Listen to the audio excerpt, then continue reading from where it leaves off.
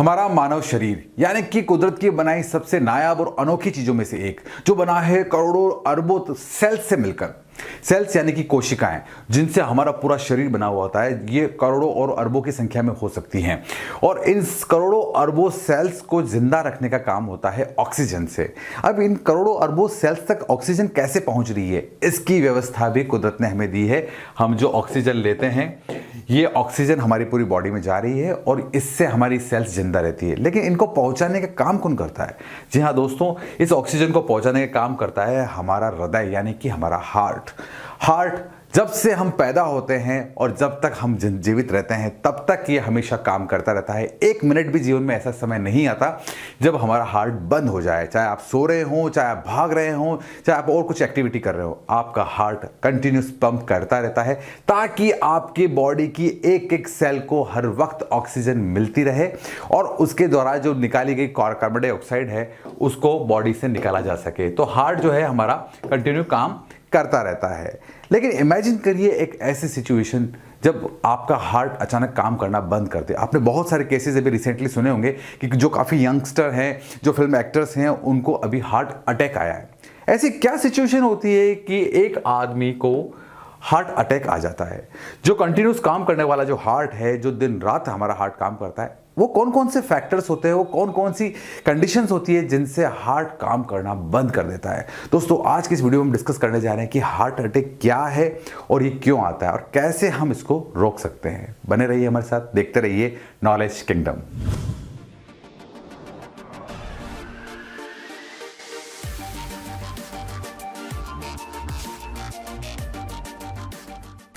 इससे पहले कि हम हार्ट अटैक को डिस्कस करते हैं बेसिक ह्यूमन एनाटॉमी को, यानी कि शरीर के बनावट को। जैसा कि मैं आपको एक्सप्लेन कर चुका हूं कि हमारा जो शरीर है वो छोटी छोटी सेल्स यानी कि कोशिकाओं से मिलकर बना है। और जब ये बहुत सारी सेल्स आपस में मिलती हैं तो ये बनाती हैं टिश्यूज, और जब ये बहुत सारे टिश्यूज आपस में मिलते हैं तो ये बनाते हैं ऑर्गन्स, यानी कि हमारी किडनी, हमारा लंग्स, हमारे जो दूसरे ऑर्गन्स है। जी हाँ, हमारा हार्ट भी बहुत सारे सेल्स और टिश्यूज से मिलकर बना है। तो जब बहुत सारे ऑर्गन आपस में मिल जाते हैं तो बनता है हमारा शरीर। तो एक बात बिल्कुल साफ है, हमारा शरीर की जो सबसे छोटी यूनिट है वो है हमारी सेल यानी कि कोशिका। और जब इन करोड़ों अरबों सेल्स को जिंदा रहना है तो इनको जरूरत पड़ती है ऑक्सीजन की। जैसा कि मैं आपको एक्सप्लेन कर चुका हूं कि इन हर सेल तक ऑक्सीजन पहुंचाने का काम करता है हमारा हार्ट। तो हार्ट का काम है हर सेल तक ऑक्सीजन पहुंचाना। हमारे शरीर में ये जितनी भी ऑक्सीजन पहुंचती है वो दो तरह की नलियां यानी कि उनको वेसल्स से पहुंचती है।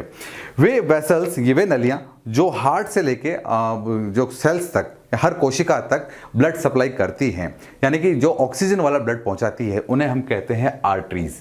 आप देख सकते हैं ये हैं आर्टरीज। और ये आर्टरीज इसलिए कहते हैं क्योंकि ये हार्ट से प्योर ब्लड लेके सेल्स तक ले जाती हैं, इसलिए इनको प्योर ब्लड यानी कि आर्टरीज कहा जाता है। अब हर सेल से वापस कलेक्शन करना ब्लड का, क्योंकि उसमें होती है कार्बन डाइऑक्साइड जो हमें ज़रूरत नहीं है, हमें शरीर से बाहर निकालनी होती है।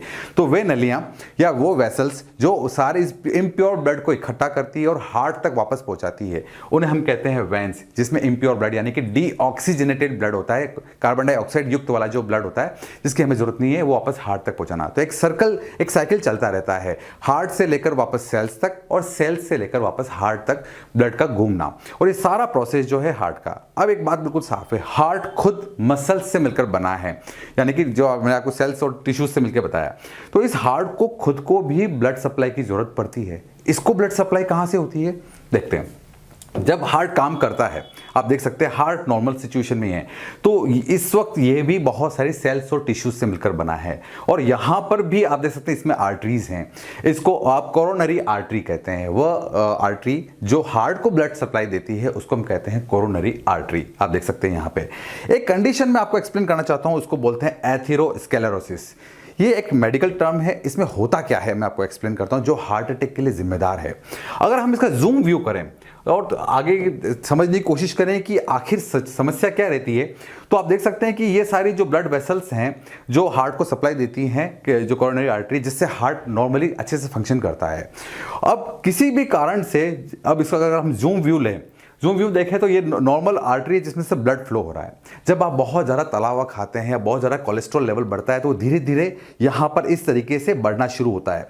अब आपका जो ब्लड है या यहाँ पर आकर जो पैसेज है वो बहुत नैरो हो चुका है। पहले पैसेज जो था वो बड़ा था, आराम से ब्लड फ्लो हो रहा था, लेकिन बहुत ज़्यादा कोलेस्ट्रॉल होने से, यहाँ पे किसी तरीके का प्लेग बनने से यहाँ पर इसकी ब्लड सप्लाई रुक गई। अब क्या होगा, ये ब्लड आगे नहीं जा पाएगा, यानी कि हार्ट के आगे वाले हिस्सों में अब ब्लड नहीं पहुंच रहा है। और इस स्थिति को और अच्छे से समझने के लिए इस डायग्राम को हम क्रॉस सेक्शनल व्यू देखते हैं। मान लीजिए ये हमारी जो आर्टरी है वो ये है, यहाँ पर अभी यहाँ पर एक हेल्दी हार्ट है, यहाँ पे अभी कोई प्रॉब्लम नहीं हुई है। आप देख सकते हैं ये कोई पाइप है जिसमें से अभी अच्छे से पानी जा रहा है, या आप इस तरीके की सिचुएशन को समझ सकते हैं जिसका डायमीटर है वो बिल्कुल क्लीन है। अब बहुत से लोगों के साथ ऐसा होता है कि मोटापा जिसे हम कह सकते हैं, डायबिटीज़ हो सकती है, या धीरे धीरे हमारा कोलेस्ट्रॉल बढ़ रहा है, हम बहुत ज़्यादा तली हुई चीज़ें खा रहे हैं, तो धीरे धीरे जब कोलेस्ट्रॉल लेवल बढ़ता है तो आप देख सकते हैं यहाँ हुए कोलेस्ट्रॉल धीरे धीरे इस तरीके से यहाँ पर जमना शुरू हो जाता है। अब जब किसी नली के अंदर के सरफेस पे इस तरीके से यहाँ पर ये डिपोजिशन होना शुरू होता है तो इसके डायमीटर को कम कम कम और कम करना शुरू करता है। एक ऐसी इमेजिनेशन करिए सिचुएशन की कि ये पूरा जमकर इसने पूरा इसको यहाँ से बंद कर दिया। अब क्या होगा? जी हाँ दोस्तों, इसके बाद ब्लड सप्लाई रुक जाएगी। और जैसा कि मैं आपको बता चुका हूं कि सेल्स को जिंदा रहने के लिए ऑक्सीजन की जरूरत पड़ेगी, तो देयर इज नो ब्लड यानी there is no oxygen supply, और हार्ट की जो सिचुएशन, जो मसल्स हैं वह डैमेज होना शुरू हो जाएगी, वह डेथ सिचुएशन में पहुंच जाएगी। एक कंडीशन को आप देख सकते हैं यहाँ पर, नॉर्मल कोरोनरी आर्टरी जो है इस प्रकार से है जब बिल्कुल क्लीन है। अब जब एथेरोस्क्लेरोसिस की सिचुएशन होती है तो इसका डायमीटर बहुत छोटा हो गया है, और लास्ट सिचुएशन आप देख सकते हैं जहां पे बिल्कुल ब्लड सप्लाई रुक गई है। अब क्या होगा? अब हार्ट को यदि ब्लड सप्लाई नहीं पहुंचेगी तो हार्ट काम करना बंद कर देगा और रिजल्ट होगा हार्ट अटैक। आप अच्छे से समझ चुके हैं कि हार्ट अटैक क्या है।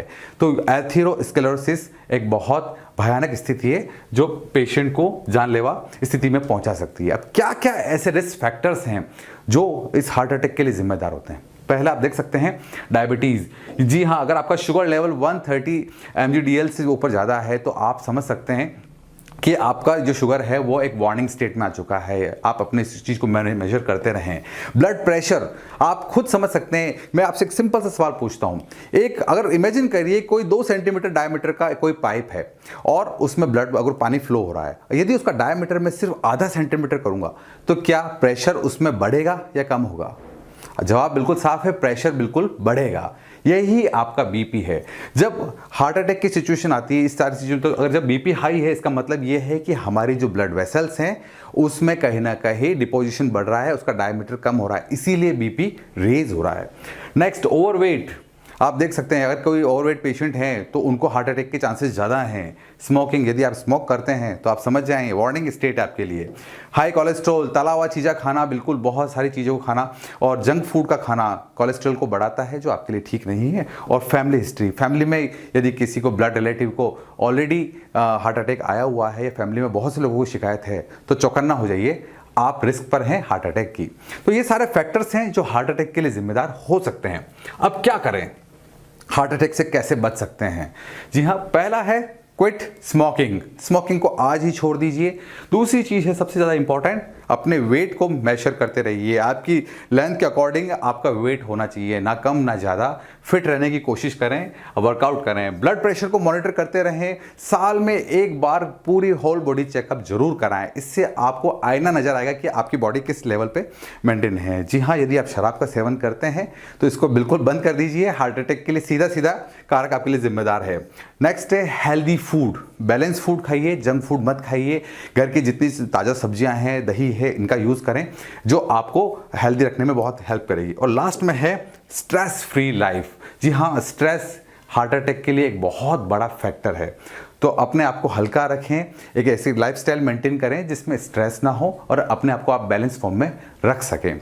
तो ये सारी चीज़ें हमने अच्छे से समझ ली। मैं आशा करूंगा दोस्तों ये वीडियो आपको ज़रूर पसंद आया होगा, और यदि ये वीडियो आपको वाकई पसंद आया है तो इस चैनल नॉलेज किंगडम को सब्सक्राइब करना ना भूलें और साथ में आने वाले इस बेल आइकन को प्रेस करना ना भूलें, ताकि आपको हमारे आने वाले और भी रोचक वीडियो के अपडेट्स समय समय पर अपने मोबाइल पर मैसेज के रूप में मिलते रहें और आप इसी तरीके से हमसे